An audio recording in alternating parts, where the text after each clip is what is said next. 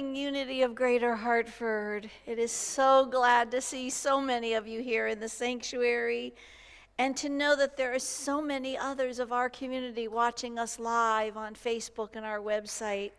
Yay! Well, before I go any further, I need to make one big thank you to last week to the Board of Trustees who did an amazing service for all of us. And I'm clapping for me too. Feels weird, but thank you so much. Other than me, it was the first time for many of these board members to be up on the podium speaking, and so I think they did an amazing job. I'm encouraging you to feel free to light a candle at the candle lighting station in the rear of the sanctuary.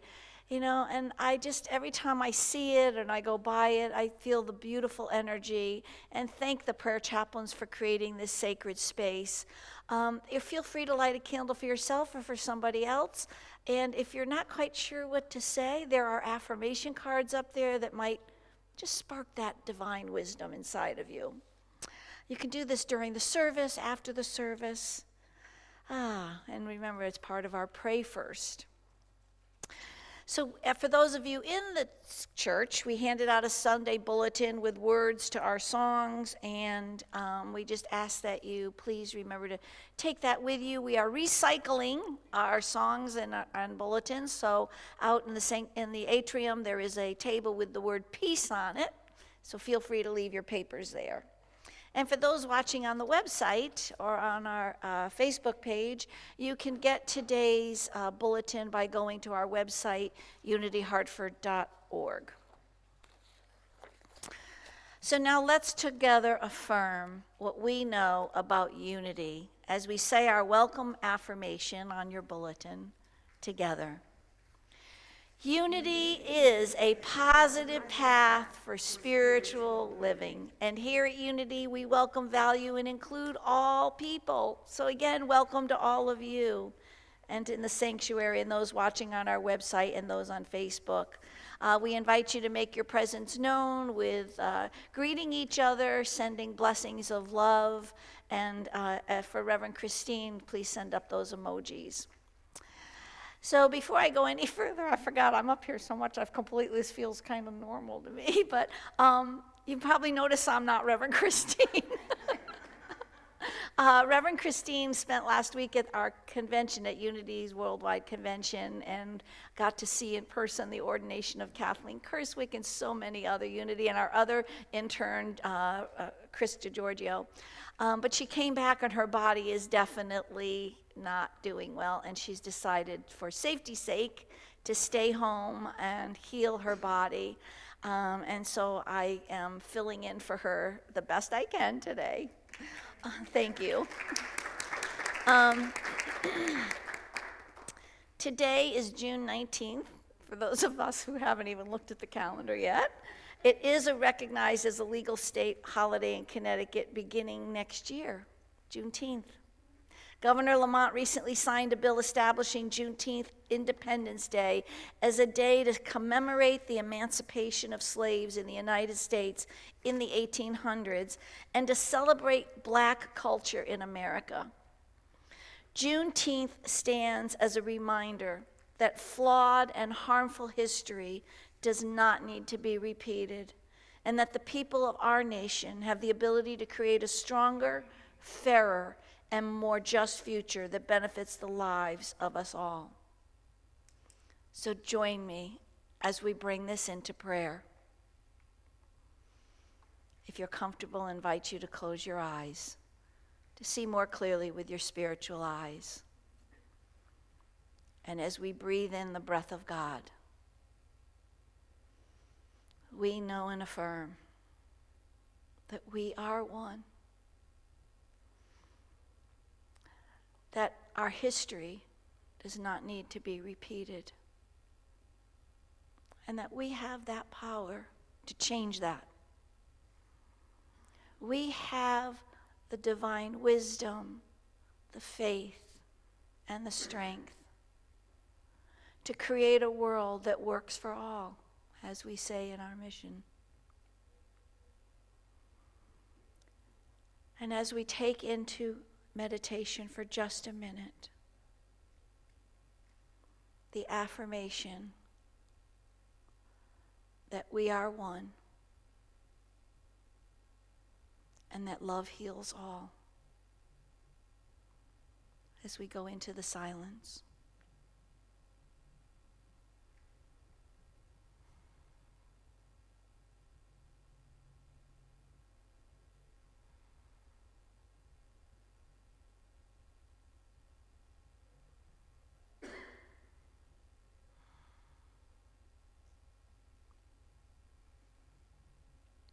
And we return from the silence, renewed, refreshed, invigorated, and committed to being the peace that we wish to see in the world, wherever we are. And for this knowledge and these gifts, we say thank you, sweet Spirit. And so it is. Amen. So now I'd like to introduce you to our musical director, Carolyn Fisher, and she's going to lead us in our opening song. What is our opening song today, Carolyn? Good morning, everyone. Our opening song today is Opening Up to the Good. So you can stand if that's comfortable for you and if you're able to, and if not, that's okay too. And we're going to sing this together. And this one, we can do a little clap for this one too. So we're always going to we're going to try our best to do clapping on the 2 and 4, but we're going to see what happens. So it'll be like, I am opening up to the good. Let's get that going now. All right, so here I come. Keep it going, keep it going. Yeah, there we go. You got to be my percussion section. There it is. Maybe a little faster. I am opening up to the good. I am opening up to the good. There we go. I am opening up to the good that is my life. I am opening up to the joy. I am opening up to the joy. I am opening up to the joy that is my life. I am opening up to the peace. I am opening up to the peace. I am opening up to the peace that is my life. I am opening up to the love. I am opening up to the love. I am opening up to the love that is my life. I am opening, I am opening, I am opening, I am opening, I am opening, I am opening to the good that is my life. I am opening, I am opening, I am opening, I am opening, I am opening, I am opening to the good that is my life. Woo! Did you feel the room move? I love it. Good morning, and thank you, Carolyn, by the way, for setting the stage in every aspect. Good morning, everyone here in the sanctuary, and for all of those streaming. Did you guys notice as you drove in the beautiful clouds in the sky? I mean, God's mysteries, I'm telling you, every day, I just was like in awe. It was hard to keep my eyes on the road. All right, let me fill you in with what's happening here at Unity of Greater Hartford. This Friday, June 24th, it's my birthday, but don't worry, we will hold a drum circle with Craig Norton right here in our Shea Community Room. And it's going to start off with a short and uplifting film that was directed and produced by him called The Rhythm of Life. And while we learn a little about drumming around the world, we will create our own drum circle. So if you own a drum Or if you don't, it doesn't matter. Bring your drum in if you have it, and if you don't, there's going to be plenty here. The registration fee is $20, and you can register online or leave a check and cash here at the church, or even bring it at the door. Next Sunday, June 26th, we have the privilege of having Unity Minister Reverend Jim Rosemergy. He will present the Sunday service talk, and I met Jim years ago in Florida when he had his own church. In fact, I didn't realize at the time our intern, Kathleen Kerswig, was working with him. And anyhow, he's written several books, and one of his quotes that I love is, "Our race is human. Our religion is oneness, and our God is love." Oof. So tune in immediately after the service. He will conduct the ordination of our intern, Kathleen Kerswig, and we will celebrate with cake afterwards again in the Shea Community Room. The following Sunday, it's our first Sunday of the month, July 3rd, is our potluck. It's our third since we've had COVID here. So let's start thinking about what kind of delicacy you want to create or purchase and share, and let's just break some bread together again. Reverend Christine will be here, and she's going to be welcoming a musical duo. We have so much going on. And I guess their names are Armand and Angelina, and they will present the music and the Sunday talk. I'm sorry. And at noon, they will present a fun workshop to learn about the Native American flute. You will also get the opportunity to try one out as well. And again, you can register online for that workshop, or you can just come and pay at the church. All right, now it's our greeting time. We will continue to remain in our pews as we use the Gandhi blessing to greet each other.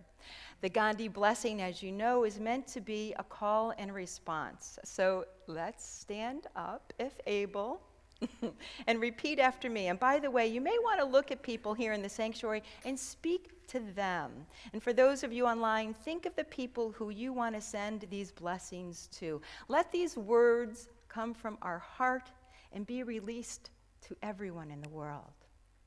I offer you peace. I offer you peace. I offer you love. I offer you love. I offer you friendship.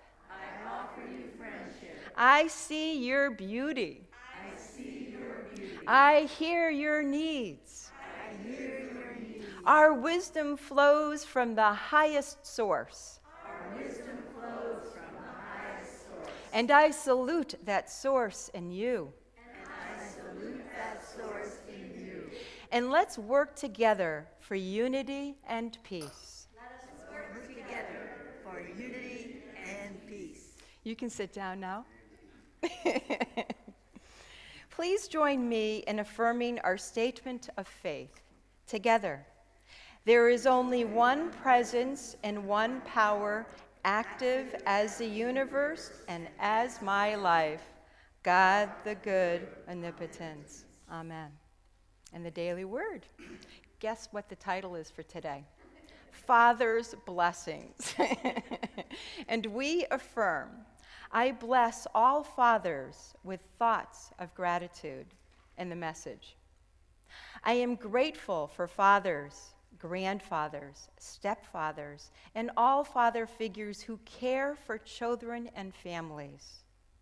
I pray they are called always to follow their guidance and to act to express divine love. I envision their hearts and minds opening to receive blessings of strength, patience, and tenderness. I see them supported in all they are called upon to do and comforted during times of struggle. I pray also for children young and old as they remember their fathers. May cherished memories bring smiles and warmth, and may the love remain alive forever in hearts and minds. And for all those on a healing or forgiveness journey, I pray that divine love leads and comforts them on a path toward lasting peace. May the peace and love of God fill their hearts today and every day. And our Bible verse for today is Numbers 6:24. The Lord bless you and keep you. Again, the daily word for today is Father's blessings, and let's continue to affirm all day. I bless all fathers with thoughts of gratitude. Amen. Deborah.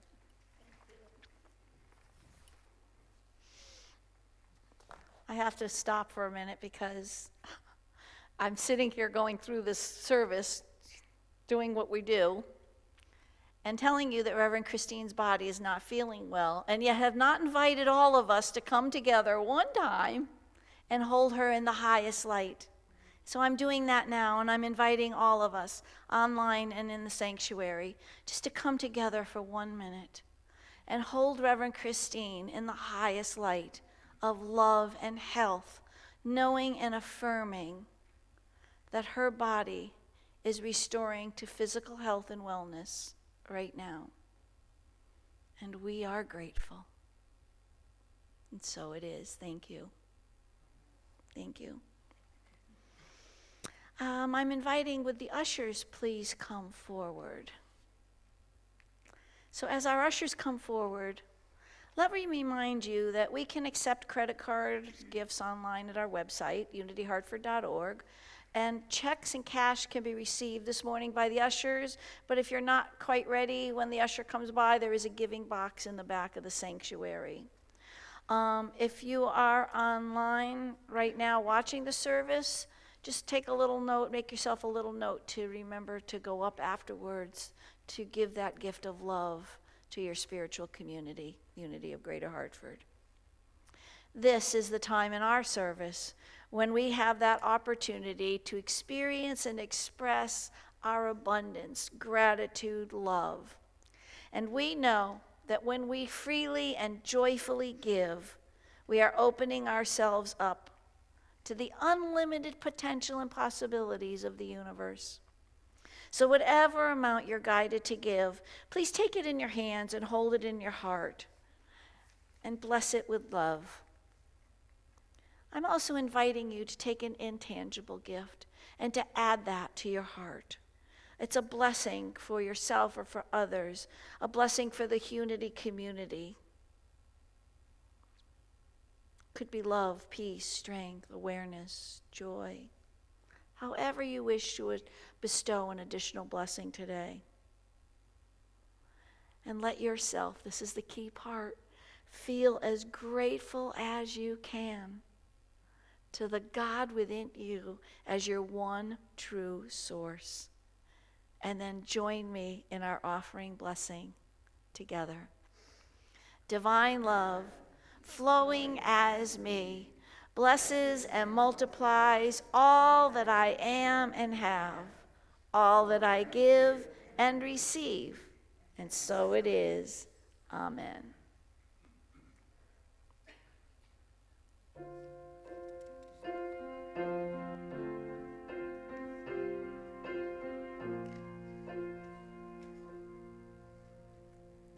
There's one power invisible, and you see it everywhere and every day.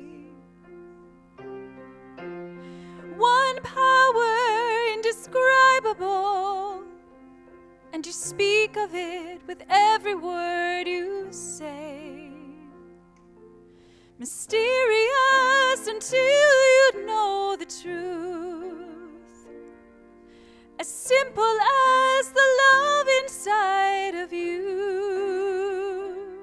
Call it God, call it Spirit, call it Jesus, call it Lord, call it Buddha, Baha'u'llah, angels' wings or heaven's door. But whatever name you give it, it's one power you can see. It's the power of the love. And you and me, one power, one power, one power.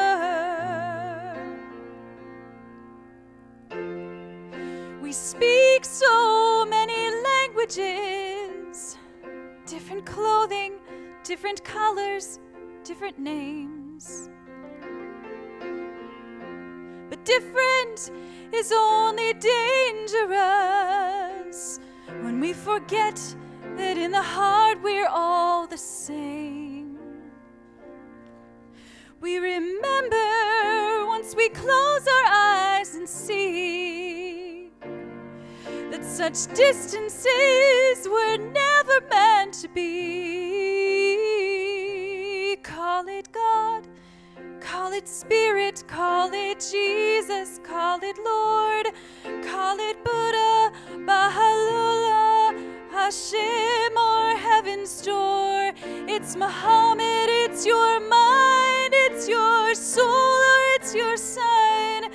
It's the universe, it's music, Mother Nature, Father Time. But whatever name you give it, it's one power you can see. Whatever name you give it, it's the very air we breathe. It's the power of the love in you and me. One power, one power, one power. It's a moment of creation. It's an everlasting peace. It's the freedom of forgiveness. It's the sweetness of release. It's the joy of inspiration. It's the sunshine on your face. It's the birthright of all nations. It's the boundlessness of space. It's the beauty of a baby, the serenity of sleep. It's the anger we abandon. It's the love that's most deep. It's one power,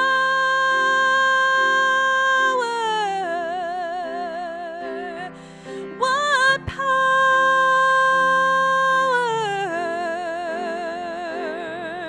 It's the power of the love that lives in you and me.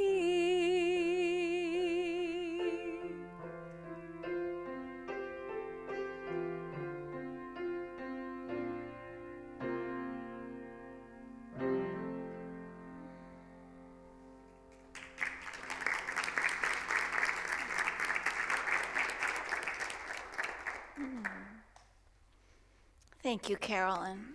One power. So this morning, Reverend Christine emailed me her talk this morning, so I've read through it, and I'm modifying it a little bit, so forgive me now, Reverend Christine. Anyway, so last week we talked about Myrtle Fillmore. They call her the Mother of Unity. And today we're going to learn more about our other co-founder, Charles Fillmore. Some call him the Father of Unity.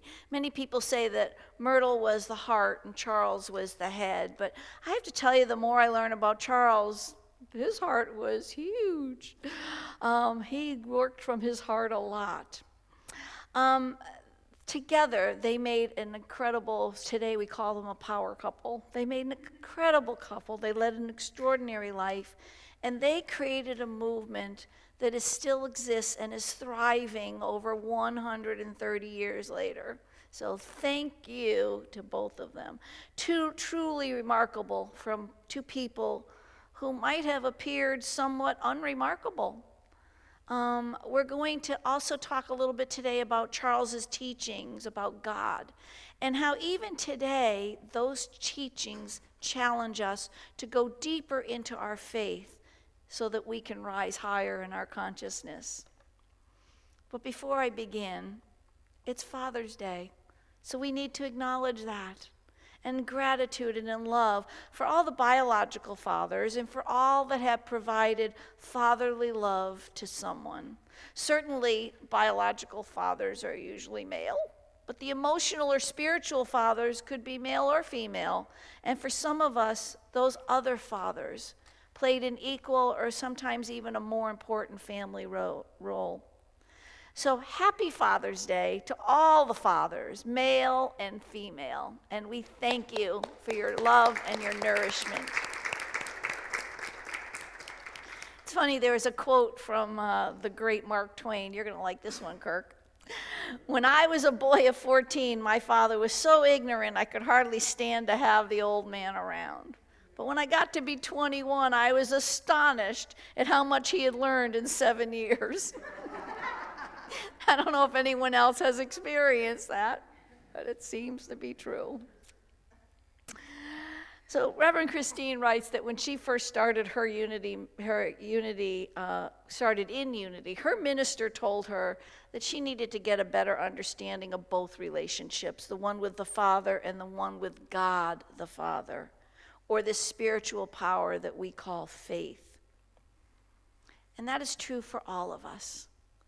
As we start to discover more about our spiritual Father, the God of our understanding, or as we develop our faith, we begin to feel more at peace, but at the same time wish for more, for this coexistence. It's important when learning anything that we have both knowledge and context. As humans, that's how our minds work. We start with it, it begins in our mind.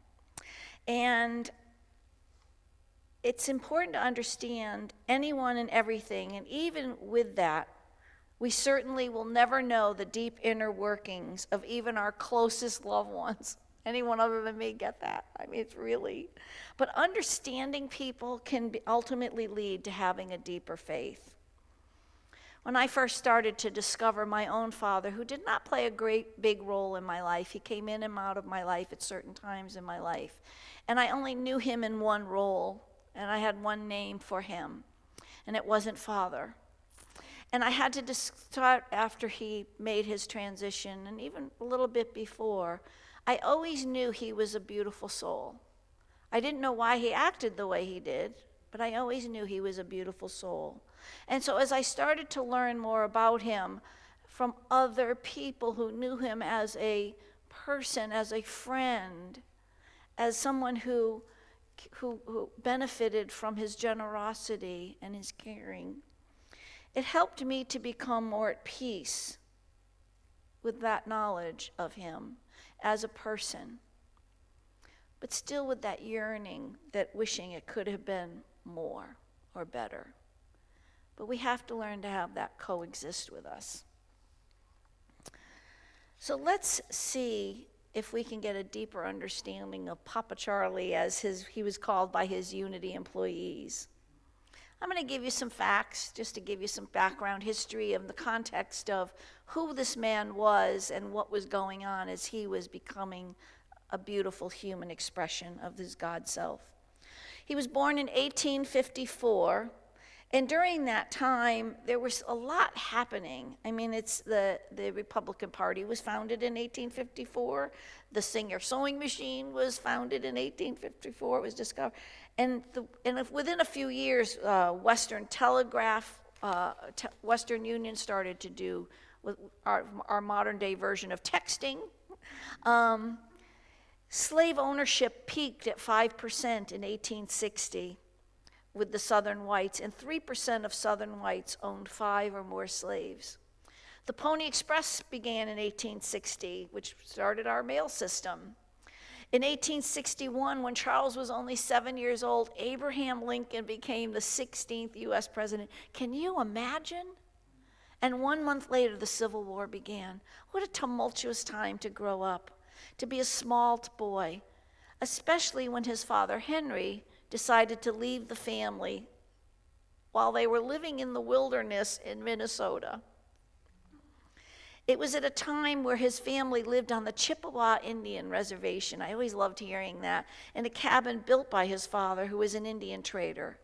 And at the time, the Sioux and Chippewa Indians were definitely hostile towards one another. But he lived on that because they were being forced to live on reservations by the federal government.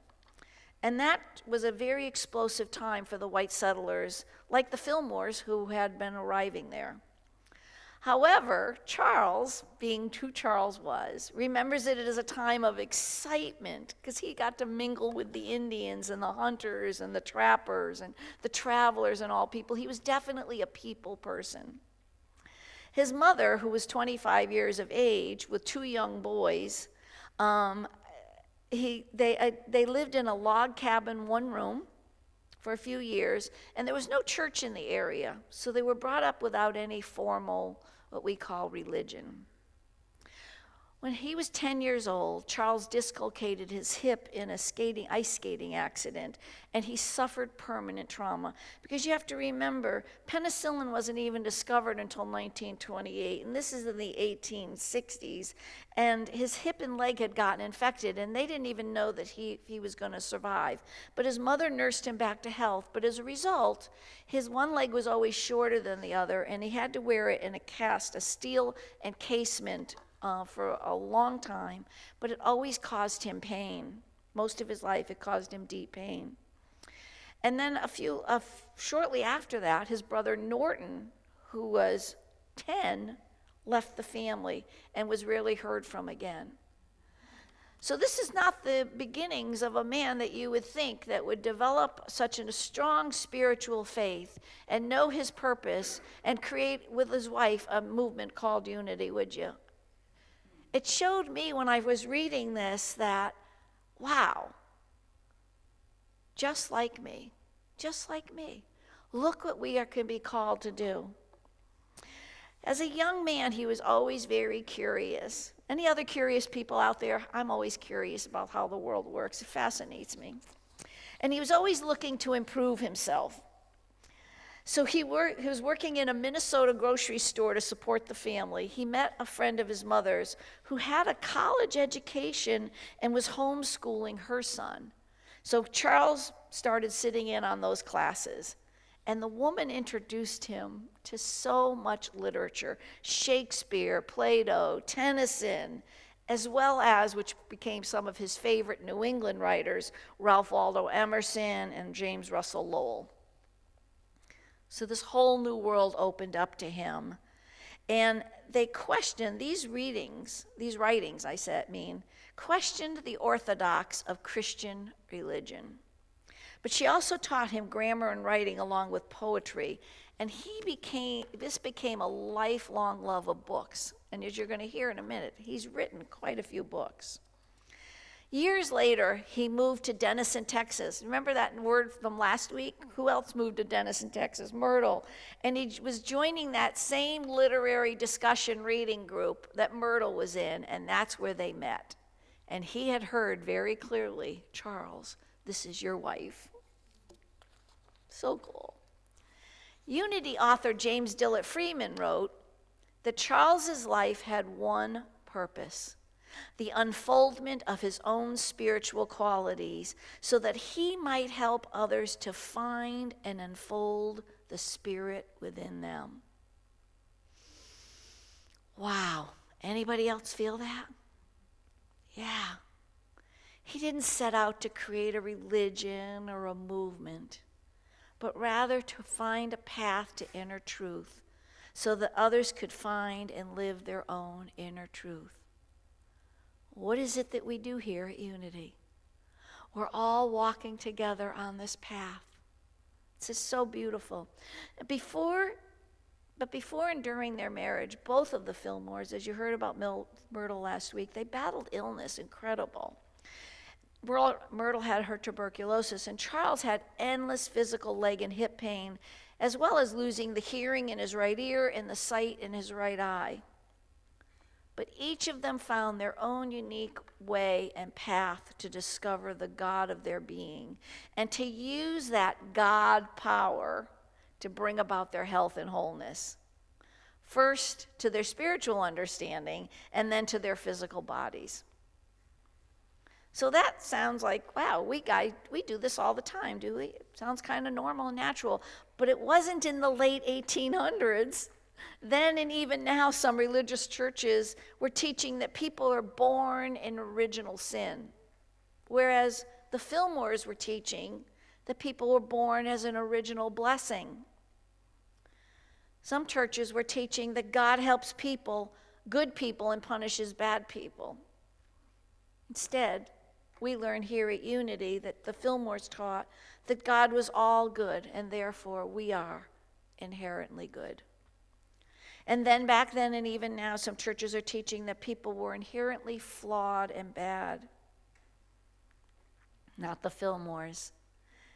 They taught us that we are inherently good, just like God, our Father. In his book, Keep a True Lent, in 1953, he wrote, "We have formed in our mind a far-off God who talks to us from some high mountain in invisible space, Heavenly Father. By looking out here for our God, we ignore the spark of our divinity shining in our own being." Even today, it sounds normal and natural, but how many of us really recognize that divinity in ourselves every day? How many look in the mirror every day and say, "I love you. You are an amazing, divine being"? In 1909, Charles wrote the book Christian Healing. But boy, there was a lot going on when he was writing and publishing this book. San Francisco had had an earthquake. There was a coal explosion in West Virginia. 361 people died in one of the worst industrial accidents in American history. The Model T Ford appeared on the market, and the U.S. penny was changed to the Abraham Lincoln design. Sounds very familiar with parallels going on in the world today, right? We're changing statues. We're removing statues. We've got a lot of unrest going on in our own country. Charles was writing the book, Christian Healing. Now you might think by the title of that book, it sounds like it's a feel-good book, right? Yeah, think again. This book challenges the very idea of a heavenly Father sitting on a cloud, sending gifts or thunderbolts, a God that would directly save us from without us having to do anything. Charles emphasized the importance of our own intuition and holding to logical deductions in search of our spiritual God. Charles was always interested in religion and read incessantly and without any restriction. He read about Buddhism, Hinduism, Brahmanism, Theosophy, as well as Christianity. And of course, he got a lot of pushback because their standard reply was, "We see the good in all religions, and we want everyone to feel free to find truth for themselves, wherever they may be led to find it." Or as I always say, all rivers lead to the oceans of God's bliss. While Charles studied under many teachers, in the end, he turned, as we all must, seek truth to the one true source within. Now, if I were sitting out there, I'd be going, "Yahoo!" Because that's a Yahoo! We have that within. We have it. We don't have to go find it. Later in life, Charles Fillmore said that we have studied many isms and we borrowed the best from all religions, and that is the reason we are called Unity. I love that. She's a good writer, this Reverend Christine. While he felt that unity has much in common with other philosophies, none sufficiently emphasized the higher attributes of humankind. However, he went on to say, unity is not a sect, not a separation of people into an exclusive group of know-it-alls. Instead, unity is the truth that is taught in all religions, simplified and systemized so that anyone can understand and apply it. Wow. A few years later, in 1939, he wrote the book Jesus Christ Heals. And if you know anything about U.S. history in the 1930s, it was the time of the Great Depression, a time of severe hardship and loss. And in 1939, Nazi Germany invaded Poland. Again, can anyone see the similarities of what's happening in the world today? Read the book, Jesus Christ Heals. Nevertheless, Charles bravely wrote of a new understanding of the nature of our spiritual Father. This is where he clearly writes, God is not loving, God is love. Listen to this. This is a quote from the book, I think. Power is used by people to oppress one another, and there has come to be a belief that God is power in the sense of that oppressing capacity. It is an ancient belief that he can and does exercise his power in punishing his creations, pouring out upon them his vengeance. But this is not the character of divine power. If by power we mean force or energy or action, oppression, then we should say that God has no power, that God is powerless. Because God's power is not like the so-called power that is represented by these human activities. God is not loving.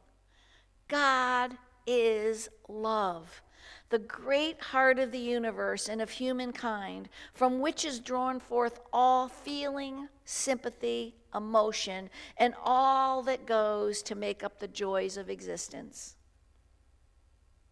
Yet God does not love anybody or anything. God is the love in everybody and everything. God is love. We become loving by permitting that which is God to find expression in our words and our actions. The point to be clearly established is that God exercises no attributes except through the inner consciousness of the universe and its people. So drop from your mind the idea that God is being of majesty and power in a sense that you now interpret majesty and power. Drop from your mind the belief that God is in any way separated from you or that he can be manifested to you in any way except through your own consciousness. All of this was written by an unschooled and unchurched Charles Fillmore more than 83 years ago, in a time of great loss and upheaval. And even now, it is a challenge to understand, accept, and live these teachings. This book and the other 12 books were written by a bold and courageous mystic and pragmatic being. Papa Charlie was a remarkable spiritual being, creating and living this human experience. So for this Father's Day, it is our hope, Reverend Christina and mine, the gift of deeper understanding of Charles Fillmore and his teachings about the nature of God, especially placed in historical context. I'm hoping that was helpful and even enlightening. I hope you can see him as a real person with ups and downs in his life and the one who pointed to the way. That instead of looking to Charles Fillmore for our own personal truth, we look to him for teachings that will help us start and stay on our spiritual journey with a deeper understanding and faith. That we must go within and find our own truth. God is not loving, God is love. I'm taking that with me. On this Father's Day, may you also come to a better understanding of who your own father was or is, and that you can see him in historical and family context. Perhaps in doing so, you might also find a deeper understanding and faith. Namaste.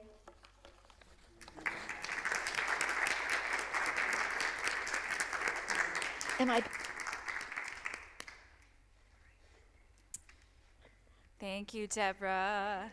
You did it. Yeah. So now let us sing together the Unity Peace song.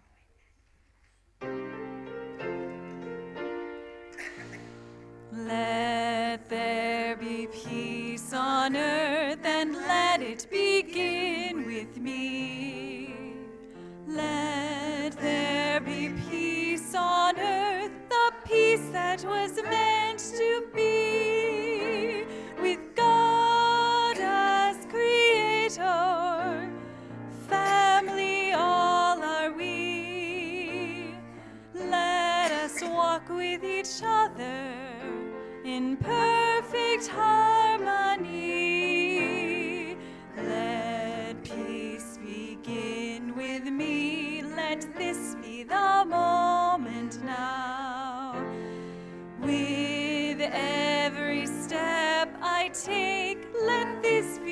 joyous vow to take each moment and live each moment in peace eternally. Let there be peace on earth, and let it begin with me.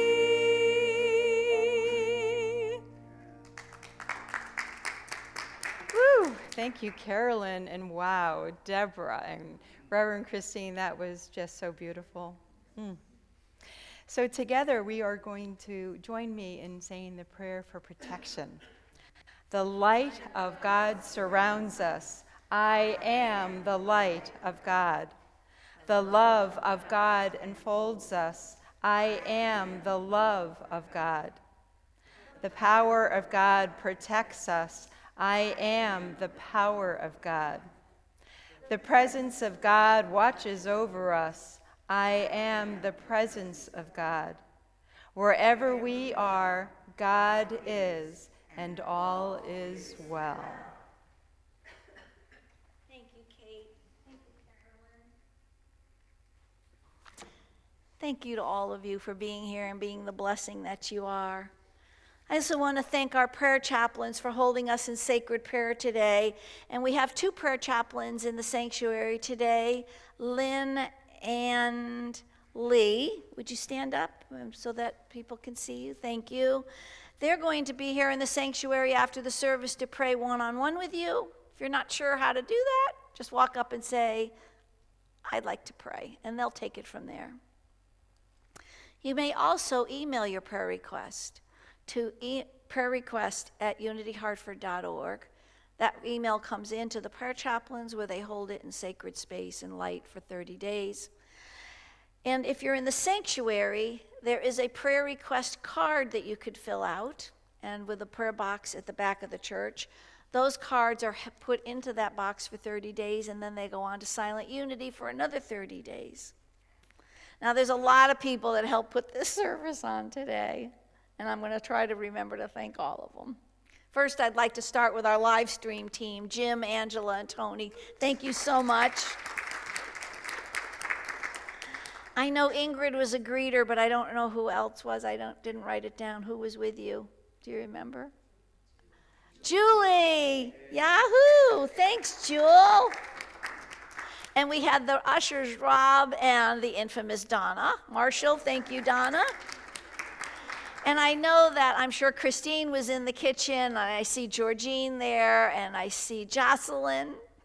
And thank you all for setting up hospitality. And I invite all of you to join us after the service to have some of those goodies. Now, is anyone here, Lee? Oh, the worship assistant, Kate, I forgot about you. Sorry, my, it's not on here. Oh, she's so much better. Reverend Christine's so much better at this than I. Okay, now if anyone is here for the first time, we'd like to welcome you and give you some information about our Unity Church and about the Unity movement. Is anyone here for the first time? I don't think I see anyone. You are. Thank you. Welcome. And I think that, pardon me? Welcome back. Thank you. Thank you so much. And if anyone is online that is new here and you'd like to get that same packet of information, please send an email to our office manager, officemgr@unityhartford.org. Include your home mailing address, and she will mail that package right out to you. I want to just remind you that Reverend Jim Rosemurgy will be giving the talk next Sunday. But our own beloved Reverend Christine's going to be here in all her glory doing all the other stuff that goes on. And the church is going to provide a celebration cake to enjoy after the ordination ceremony. So if you want to, it would be really nice if you all could bring us a little extra food, make this really extra special for Kathleen. I do want to remind people who don't know that Kathleen went to the Unity Worldwide Convention this past week with Reverend Christine, and she and many others. I watched it online. I think a few of us did. It was amazing watching them getting their blessing or their ordination and their graduation. But the day she left, her dad made his transition. So I just ask you to hold Reverend Kathleen and her family in the highest light as they start to process that. And let's help her celebrate. It takes years and years to become a unity minister. It's a lot of work. So let's help her celebrate, and let's bring in a little extra food. So that also we can have Reverend Jim and his lovely wife Nancy will fill them up. We'll fill them up both spiritually and physically as they start their drive back to Georgia. So if you can help with that, that would be great. After the closing song, it's okay to leave the sanctuary. In fact, we'd really like you to leave quickly and quietly and go and get some goodies so that the prayer chaplains have that space, that quiet space to pray with others. So, and then after the closing song and you leave, you're going to, Carolyn does play a couple of minutes of piano afterwards until there's a little lag time between we go offline. But you can leave after the closing song. You don't have to sit for the piano if you don't want to. All right, so we've got a closing song coming. I think I've got everything checked off here. Carolyn. I think you got it. You did it, as we said. Thank you, Deborah. All right. So the closing song today, in light of Father's Day, is called Father and Daughter by Paul Simon.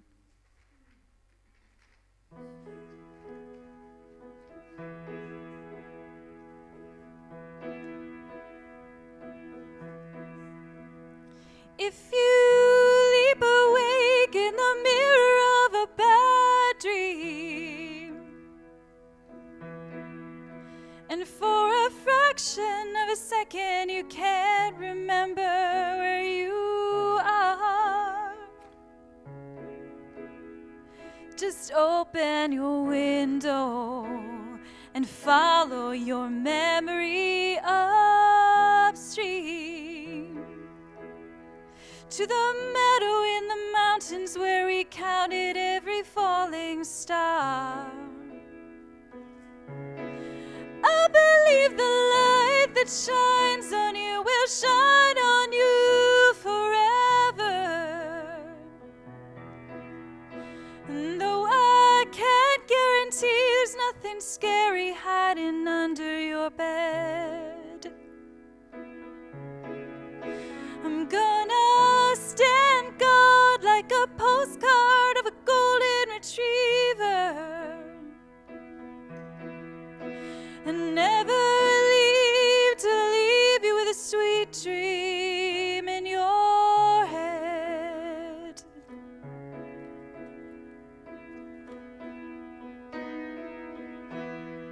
I'm gonna watch you shine, gonna watch you grow, gonna paint a sign so you'll always know, as long as 1 and 1 is 2. There could never be a father loved his daughter more than I love you.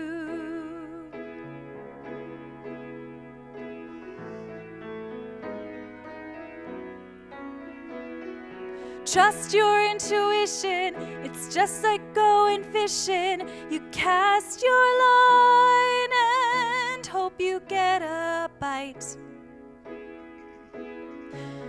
But you don't need to waste your time worrying about the marketplace, trying to help the human race, struggling to survive its harshest night.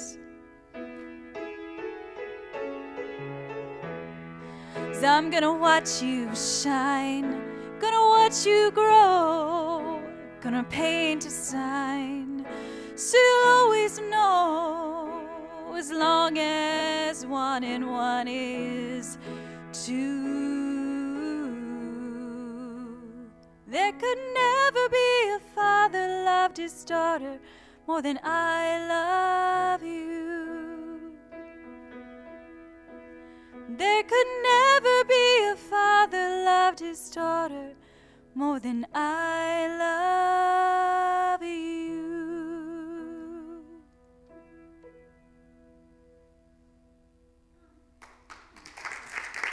a sweet song. Thank you. Thank you so much to everyone for joining us today, both here in the sanctuary and online. And we hope you'll join us on Wednesday evening at 7 p.m. for our meditation service that's held live on Facebook. And we look forward to seeing you next Sunday for a special Sunday here at 10:30 a.m. Again, right in the sanctuary or online. And have a wonderful week. Enjoy the beautiful day.